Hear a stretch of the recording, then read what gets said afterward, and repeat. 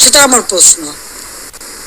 খেলাধুলা, সংস্কৃতি চর্চা, সাহিত্য চর্চা, এই সংস্কৃতি তো আমাদের অধিকার, সকলের অধিকার। এখানে নারী পুরুষ কোনো ভেদাভেদ থাকতে পারে না, আর ইসলাম ধর্ম কখনো তা বলে না। কিন্তু আজকে আমরা দেখছি শুধু মেয়েদের খেলতে যে দেওয়া হয় না তা না, শিক্ষকদের লাঞ্ছিত করা হয়। এটা কেমন ধরনের কথা? শিক্ষক আমাদের গুরুজন, তাদের প্রতি আমাদের সম্মান দেখাতে হবে। সম্মান যে আমরা জানি।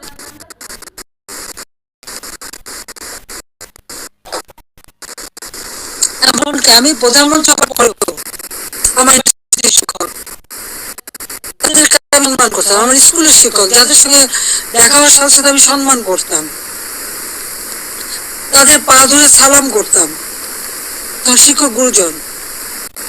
কিন্তু আমি জানি না কোটা আন্দোলনের নামে এমন একটা পরিবেশ সৃষ্টি করে ফেলা হলো, ছাত্র ছাত্রীরা শিক্ষকদের অপমান করে, তাদের গলায় জুতার মালা পরায়, তাদেরকে গাছের সাথে বাঁধে, তাদেরকে দিয়ে জোর করে পদত্যাগ করায়। কেন এই ধরনের বেয়াদবি কেন শেখাবে এই শিশুদের, কমলমতি শিশুদের এবং ছাত্রছাত্রীরা কেন এই বেয়াদবি করবে? আজকে ছাত্রছাত্রী শিক্ষকদের বয়কট করে। এই ধরনের অদ্ভুত আচরণ আমি জানি না পৃথিবীর আর কোনো দেশে আছে কিনা। তাহলে আমরা কি পরিচয় দেব? যে দেশের মানুষ ৭১ সালে মুক্তিযুদ্ধে বিজয় অর্জন করে বিজয়ী জাতি হিসেবে সারা বিশ্বে সম্মান পেয়েছে, আজকে সেই দেশের মানুষ কাছে কোথায় কোথায় সেই সম্মান? যে দেশটাকে আমি জাতির পিতা বঙ্গবন্ধু শেখ মুজিবের আদর্শ বুকে নিয়ে, যে বাংলাদেশকে আমরা উন্নয়নশীল দেশের মর্যাদা এনে দিয়েছিলাম, আমাদের অর্থনীতি আন্তর্জাতিকভাবে ৩৫তম অর্থনীতির দেশ হিসেবে স্বীকৃতি পেয়েছে, দারিদ্রের হার ৪১ ভাগ থেকে আমি ১৮.৭ ভাগে নামিয়ে এনেছিলাম, হতদরিদ্র ২৫ ভাগ থেকে আমি ৫.৬ ভাগে নামিয়ে এনেছিলাম, আমাদের সাক্ষরতার হার ৪৫ ভাগ থেকে ৭৮.৮ ভাগে উন্নীত করেছিলাম, এবং আমাদের দেশের ছেলেমেয়েরা দেশে বিদেশের জন্য যে পড়াশোনা করতে পারে, প্রধানমন্ত্রীর দপ্তরে আমি আলাদা শিক্ষা সহায়তা ট্রাস্ট ফান্ড করে দরিদ্র মেধাবী ছাত্রদেরকে আমি বৃত্তি দিতাম, যাতে তারা আরো উচ্চ শিক্ষা নিতে পারে, পিএইচডি করতে পারে বা অন্য যে কোনো উন্নত মানের শিক্ষা দেশে বিদেশে করতে পারে, সেইভাবে তাদের বৃত্তি দেওয়া শুরু করেছিলাম। কেন করেছিলাম?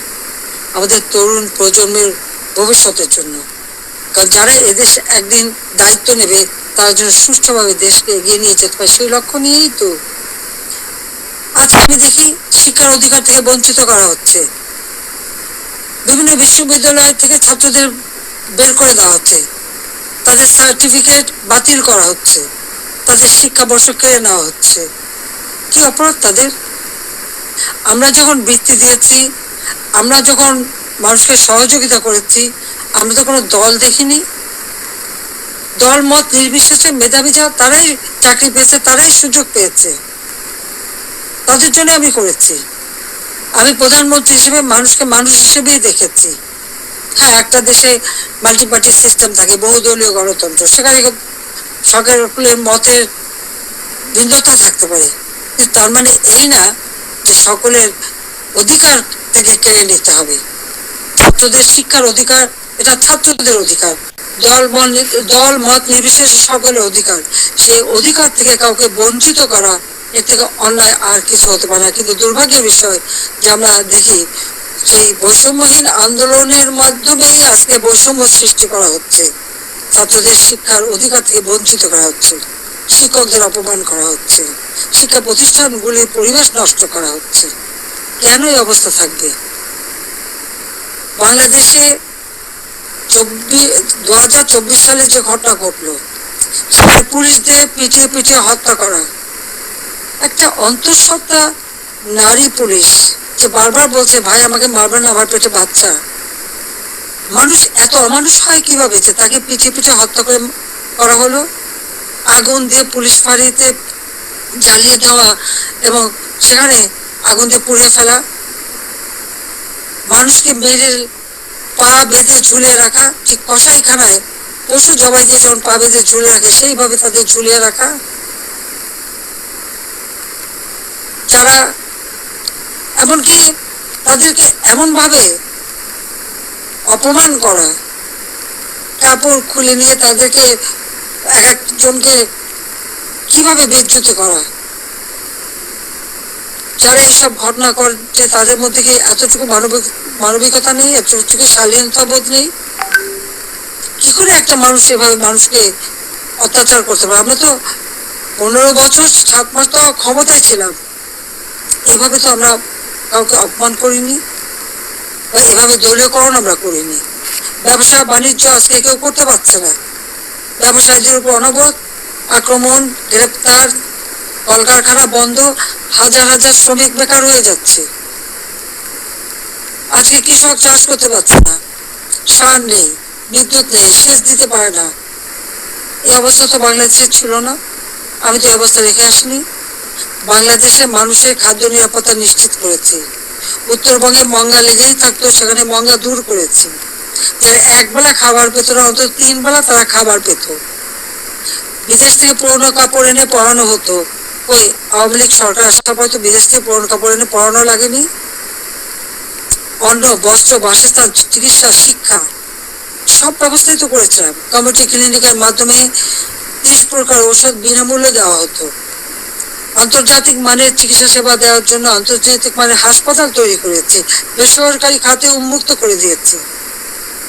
প্রায় 44,000-এর মতো নার্স নিয়োগ দিয়েছে, 22,000 ডাক্তার নিয়োগ দিয়েছে। মানুষের সেবা মানুষ পায় সেই ব্যবস্থায় আমরা নিয়েছি। কিন্তু আজকে যেন সব বৃথা হয়ে গেল। অপরাধটা কি আমার? আমি সেটা জানতে চাই। যারা আমাকে স্বৈরাচার বলেন, গণহত্যা বলেন, আজকে আমার জিজ্ঞাসা, আজকে যে বাংলাদেশের যে অবস্থা চলছে, এই যে পুলিশ হত্যা, আওয়ামী লীগের প্রায় 400 মতো নেতাকর্মীকে নির্মমভাবে হত্যা করা হয়েছে। হাত কেটে, পা কেটে, গলা কেটে হত্যা করা। ছাত্র, যুবক, মহিলা কেউ তো ছাড়া পাচ্ছে না। ছেলেকে পায় না বলে মাকে গ্রেপ্তার করা, মাকে গাছের সাথে বেঁধে অপমান করা, জায়নামাজের উপরে কুপিয়ে মারা অথবা আগুন দিয়ে পুড়িয়ে ফেলা। এ কি বর্বরতা? এ কোন ধরনের বর্বরতা? এরা কারা? এরা কি গণহত্যাকারী না? এরা কি স্বেচ্ছাচারী না? একজন যাকে সব থেকে বেশি সহযোগিতা আমি করেছিলাম, গ্রামীণ ব্যাংকের ম্যানেজারের পদ, 6,000 টাকা বেতনের চাকরি 90 সালে পেয়েছিলেন। আমি 96-তে সরকার আসার পরে এই গ্রামীণ ব্যাংকে 400 কোটি টাকা দিয়ে এই গ্রামীণ ব্যাংকটাকে আমি দাঁড় করিয়েছি। শুধু তাই না, গ্রামীণ ফোনের ব্যবসাটাও ওই ডক্টর ইউনূসকে দিয়েছিলাম। আমার কাছে বারবার ধর্ণা দিয়েছিল, বলেছিল ওখান থেকে যে লাভ হবে সেই লাভের অংশ যাবে গ্রামীণ ব্যাংকে। তা কিন্তু যায়নি, বরং এগুলি বেচেই খেয়েছে, মানি লন্ডারিং করেছে, দুর্নীতি করেছে এবং তার ক্ষমতার লোভ আজকে বাংলাদেশকে ধ্বংসের দিকে নিয়ে এসেছে। একটি মানুষের ক্ষমতার লোভ বাংলাদেশকে জ্বালিয়ে পুড়ে ছারখার করে দিচ্ছে। তার মধ্যে কি এতটুকু মনুষ্যত্ব বোধ নেই, কৃতজ্ঞতা বোধ নেই? যে তার উপকার করে তার উপরেই, তার মাথায় আঘাতটা করতে হবে কেন? ক্ষুদ্র ঋণ আন্তর্জাতিকভাবে স্বীকৃত ছিল না। এই ডক্টর ইউনূসেরই অনুরোধে আমি নিজে তার সম্মেলনে উপস্থিত হই, যেখানে স্পেনের রানী কুইন সোফিয়া এবং হিলারি ক্লিন্টন তারা উপস্থিত হন। আমি উপস্থিত ছিলাম বলে প্রধানমন্ত্রী হিসেবে, এবং ক্ষুদ্র ঋণ জাতিসংঘে যাতে স্বীকৃতি পায় সে ব্যবস্থাও আমি করেছিলাম। কিন্তু কত বড় বেঈমান মুনাফিক যে তার ক্ষমতা লোভ এমন পর্যায়ে চলে গেল যে আমাকে আর রেহানাকে হত্যা করার পর্যন্ত পরিকল্পনা করলো, এবং তার বক্তৃতায় তিনি ধরা পড়ে গেছেন। বিল ক্লিন্টনের ফাউন্ডেশনে সে মোটা টাকা দেয়। আমাদের দেশে কোনো দুর্যোগ দুর্বিপাকে কোনোদিন মানুষকে 1 পয়সা সাহায্য করেনি, কিন্তু সেখানে তিনি মোটা টাকা দিয়েছিলেন। আপনারা দেখেছেন গত সেপ্টেম্বর মাসে জাতিসংঘ যখন যায় সেখানে বিল ক্লিন্টন ফাউন্ডেশনে দাঁড়িয়ে ইউনূস সাহেব কি বক্তৃতা দিলেন যে এই আন্দোলন কোটা আন্দোলন এটা কোনো ছাত্র জনতার আন্দোলন ছিল না, এটা ছিল তার মেটিকুলাসলি ডিজাইনড আন্দোলন, যা তার মাস্টার মাইন্ডের মাধ্যমে করা। ওই মাহফুজ আলমকে তার পরিচয় করে দিয়েছিল মাস্টার মাইন্ড হিসেবে। তার অর্থটা কি? ছাত্রদেরকে বিভ্রান্ত করা হয়েছে। আমাদের ছাত্ররা কোমলমতি, তারা ঠিক কোনটা সঠিক সবসময় তো বুঝতে পারে না, তারা ঝুঁকে চলে এসেছে। আবার আরেকজন সমন্বয়ক বলল কি, গণভবন আক্রমণের আগে বেশি ছাত্র পায়নি, তাই ফলস আইডি কার্ড করে ভুয়া ছাত্র বানিয়ে নিয়ে এসেছিল। তার মানে এদের উদ্দেশ্যটা কি ছিল? আমি আজকে জাতির কাছে এটা জানতে চাই এবং জাতির কাছে আমি বলবো, 15ই আগস্ট আমরা 2 বোন বেঁচে গিয়েছিলাম, এটাই কি আমাদের অপরাধ? বাবা মা ভাই সব হারিয়েছিলাম, সব হারিয়েও সেই শোক ব্যথা বুকে নিয়েও ফিরে এসেছি বাংলাদেশের মানুষের কাছে। কেন? আমি দেখেছি একটার পর একটা কূপ হচ্ছে, মুক্তিযোদ্ধাদের হত্যা করা হচ্ছে, গণতান্ত্রিক অধিকার নেই, পেটে ভাত নেই, প্রতিনিয়ত দুর্ভিক্ষ, চারিদিকে হাহাকার। যে বাংলাদেশ জাতিপিতা স্বাধীন করেছিলেন, দুঃখী মানুষের মুখে হাসি ফুটাবেন, মানুষের ক্ষুধার অন্ন যোগাবেন, সকল মৌলিক অধিকার নিশ্চিত করবেন, সেই বাংলাদেশে প্রতিনিয়ত এই ক্ষমতার লড়াই, একটা অশান্ত পরিবেশ। বাংলাদেশের মানুষের আর্থসামাজিক উন্নয়ন করবার জন্যই আমি এসেছিলাম এবং আমি তা করেছি। কই, আমরা নিজের জন্য তো কিছু করিনি। আমাদের ছেলে মেয়ে, 5টা ছেলে মেয়ে রানার আমার, তারা চাকরি করেছে, পড়েছে, লেখাপড়া শিখেছে, অক্সফোর্ড, হার্ভার্ড, LSE অথবা লন্ডন স্কুল, বিভিন্ন জায়গা থেকে তারা ডিগ্রি পেয়েছে, তারা নিজেদের যোগ্যতায় ডিগ্রি নিয়েছে। তাদের জন্য তো আমি কিছু করিনি। তারা নিজেরা লেখাপড়া শিখে নিজের পায়ে দাঁড়িয়েছে। আমি তাদের একটা কথাই আমরা 2 বোন বলেছি আমাদের ছেলে মেয়েদেরকে, যে তোমাদের জন্য কোনো সম্পদ রেখে যেতে পারবো না, তোমাদের শিক্ষাটাই হবে তোমাদের একমাত্র সম্পদ। এবং তারা তাই করেছে, সেভাবেই তারা লেখাপড়া শিখে সেইভাবে জীবনযাপন করে। আমি তো আমার নিজের জন্য কিছু করতে যাইনি। একমাত্র 32 নম্বর বাড়িটা, সেটাও তো আমি জনগণকে দান করে দিয়েছি আমরা 2 বোন। হ্যাঁ, জাতির পিতা পরিবারের নিরাপত্তা দেওয়ার জন্য একটা আইন করা হয়েছিল, সেই সূত্রে একটা বাড়ি রেহানাকে থাকতে দেওয়া হয়েছিল।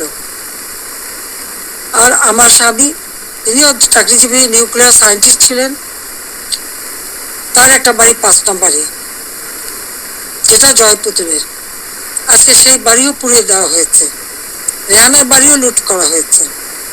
আর গণভবন তো সরকারি, সেটা ভাঙা চোরা লুটপাট 2 হাতে লুট করা হয়েছে। এমনকি ডক্টর ইউনূস নিজেই ওখানে চলে গেছেন তার সমন্বয়কদের সাথে নিয়ে, উপদেষ্টাদের সাথে নিয়ে, তিনিও বোধহয় লুটপাট করতে গিয়েছিলেন। আর 32 নম্বর, এটা তো আমরা কোনো ব্যক্তিগতভাবে ব্যবহার করিনি। মিউজিয়াম সারা বিশ্বের অনেক বড় বড় নেতারা এসেছেন, রাষ্ট্রপ্রধান এসেছেন, সরকার প্রধান এসেছেন, ওই বাড়ি ভিজিট করেছেন। আজকে সেই বাড়িটা ভেঙে ফেলা হচ্ছে। কেন? বাড়িটার কি অপরাধ? ওই বাড়িটাকে কেন এত ভয়? আমি দেশের মানুষের কাছে আজকে বিচার চাই, আমি দেশের জনগণের কাছে বিচার চাই। বলুন আপনারা, আমি কি আপনাদের জন্য কিছু করিনি? আমি কি আপনাদের অন্ন বস্ত্র বাসস্থান চিকিৎসার ব্যবস্থা করে দেইনি? আপনাদের ঘরে আলো জ্বালিনি? আপনাদের ছেলেমেয়ে লেখাপড়া শিক্ষার ব্যবস্থা করিনি? রাস্তাঘাট, পুল, ব্রিজ করে আপনাদের যোগাযোগের ব্যবস্থা, কর্মসংস্থান ব্যবস্থা করে দেয়নি? তাহলে কেন এই অপমান? কেন এই বাড়িটা ভাঙা হবে? এই বাড়ি থেকে তো স্বাধীনতার ঘোষণা দিয়েছিলেন জাতির পিতা, আর স্বাধীন দেশ হয়েছিল বলেই তো আজকে বাংলাদেশ এত উন্নত হয়েছে। তাহলে এই বাড়ি কারা ভাঙে? আমি আপনাদের কাছে, দেশের জনগণের কাছে বিচার চাই। আমি ছাত্র সমাজের কাছে এটা বলবো, যারা বিভ্রান্ত করে তোমাদেরকে বিভ্রান্তির পথে নিয়ে গিয়েছিল, ওই সাধারণ ছাত্রছাত্রীদের প্রতি তো আমাদের কোনো রাগও নেই, কোনো অভিযোগও নেই, কারণ আমি জানি তোমাদের এই বয়সটাই এরকম। কিন্তু সকলে তো এর মধ্যে ঢুকে নিয়ে থাকে। যারা আজকে এই ধরনের ধ্বংস করছে, যারা মানুষ হত্যা করেছে, তারা তো খুনি হিসেবে চিহ্নিত হবে। এখানে সাধারণ ছাত্রছাত্রীদের কোনো দায়বদ্ধতা নেই। কাজে আমি মনে করি যে এর থেকে সাধারণ ছাত্রছাত্রীদের দূরে থাকা ভালো, এদের এই ধ্বংস যজ্ঞে যেন অংশ না নেয়, বরং লেখাপড়ার পরিবেশ ফিরে আসুক, আরো উন্নত জীবন তোমরা পাও, আমি সেই দোয়াই করি।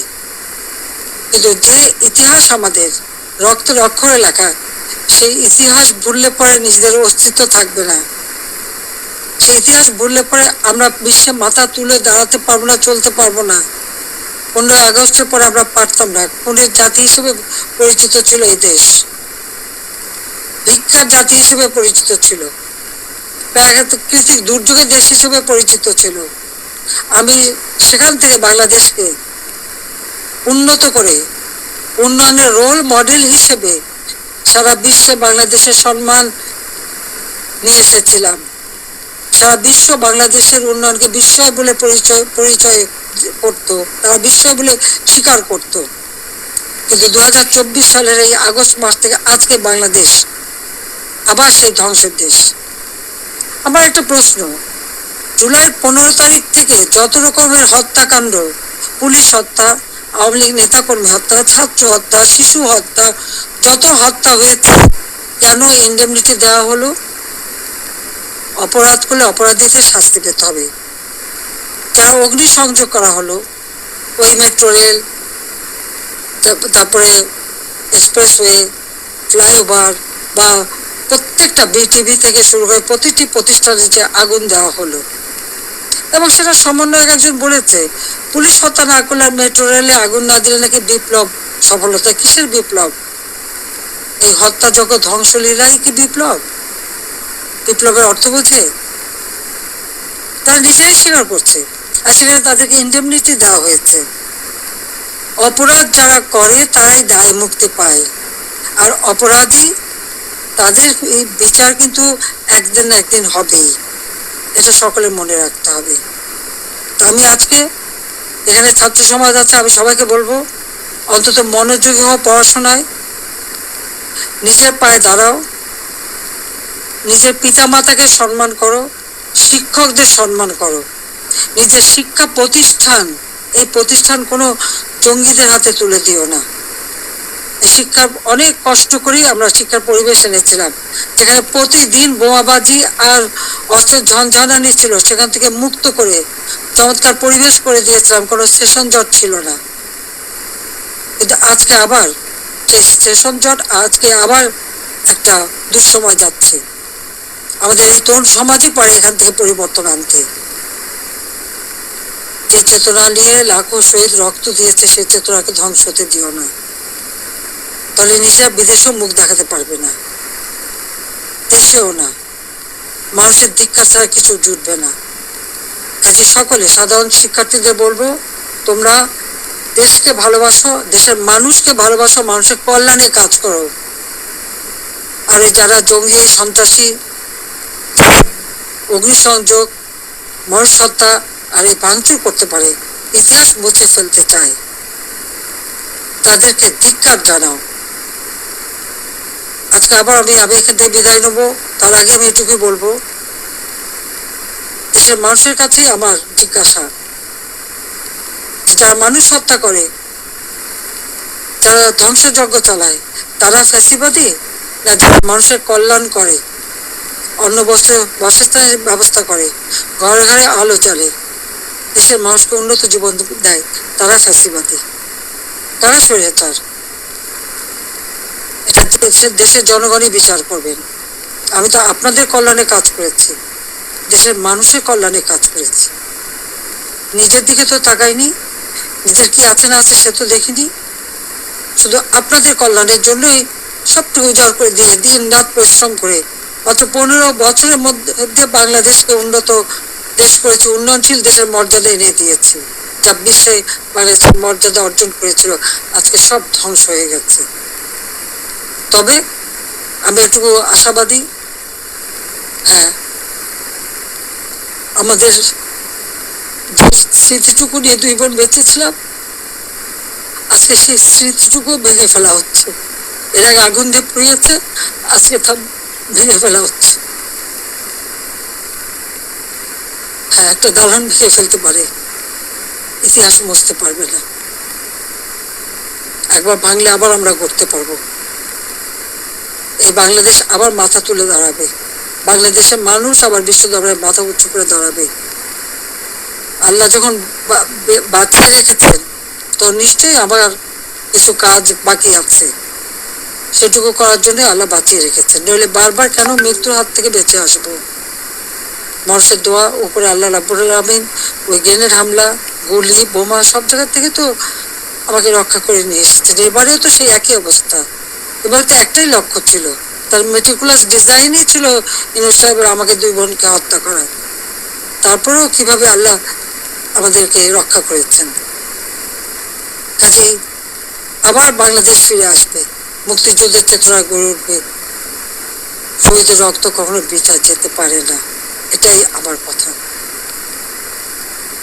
আমি ছাত্রলীগকে ব্যান করেছে, ছাত্রকে ব্যান করার কোনো অধিকার নেই, কারণ ইউনূস সাহেবের ক্ষমতা দখল সম্পূর্ণ অবৈধ, অসাংবিধানিক। অস্ত্র অর্থের জোরে মানুষ খুন করে, মানুষের লাশের উপর পাড়া দিয়ে সে ক্ষমতা এসেছে। এভাবে অন্যায় করে যারা ক্ষমতা আসে, এই ক্ষমতা কিছুদিন ভোগ করতে পারে, কারণ নিজে ট্যাক্স দেবে না, মানুষের উপর ট্যাক্সের বোঝা চাপাবে, ভ্যাট বসাবে, জনগণের ভাত দিতে পারবে না, পুলিশের পোশাক বদলায়, পাকিস্তানিদের পোশাকের সাথে মিলিয়ে পোশাক পরায়।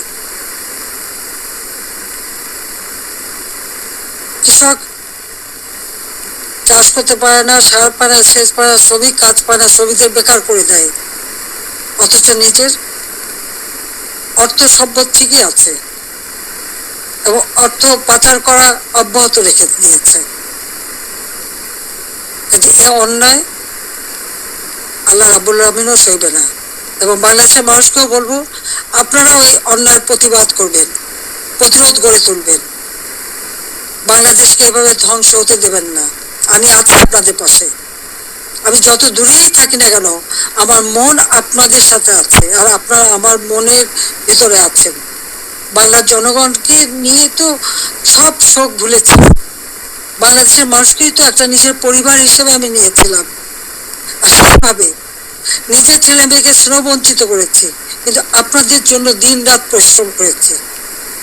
কাজে আমি আপনাদের কাছে বিচার চাই, আর আপনাদের সহযোগিতা চাই, যে এই ধ্বংসযজ্ঞ থেকে যেন বাংলাদেশ মুক্তি পায়, এই দমবন্ধ করা পরিবেশ থেকে যেন বাংলাদেশের মানুষ মুক্তি পায়, বাংলাদেশের মানুষ যেন জীবনের নিরাপত্তা পায়, শান্তিতে চলতে পারে, সেটাই আমাদের কামনা, সেটাই আমরা চাই। কাজে আজকে যারা এই ধরনের দুর্বৃত্ত পরায়ণ করছে, এই দুর্বৃত্ত পরায়ণদের হাত থেকে, এই দুর্বৃত্তদের হাত থেকে দেশকে রক্ষা করতে হবে। তার জন্য সকলকে ঘুরে দাঁড়াতে হবে, প্রতিরোধ গড়ে তুলতে হবে। আসুন সকলে মিলে আবার আমরা আমাদের দেশকে মুক্তিযুদ্ধের চেতনায় গড়ে তুলি। ইনশাল্লাহ 2041 সালের মধ্যে বাংলাদেশ ক্ষুধামুক্ত, দারিদ্র্যমুক্ত, উন্নত, সমৃদ্ধ, স্মার্ট বাংলাদেশ হিসেবে গড়ে উঠবে, এবং সেটা আমরা করতে পারবো ইনশাল্লাহ। জয় বাংলা, জয় বঙ্গবন্ধু, বাংলাদেশ চিরজীবী হোক।